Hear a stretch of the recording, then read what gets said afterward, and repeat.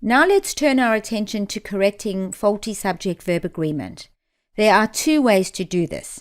You can either change the subject to agree with its verb, or change the verb to agree with its subject. So make the subject and the verb both singular or both plural.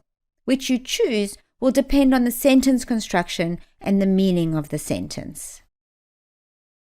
Using the sentence, the proposal for the new computer program which outlines many options have confused some people, it wouldn't make sense to change the proposal to the proposals, as it would change the sentence's meaning.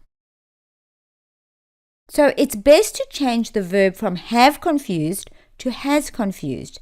Making both the subject and the verb singular is the correct option to ensure agreement in this particular situation.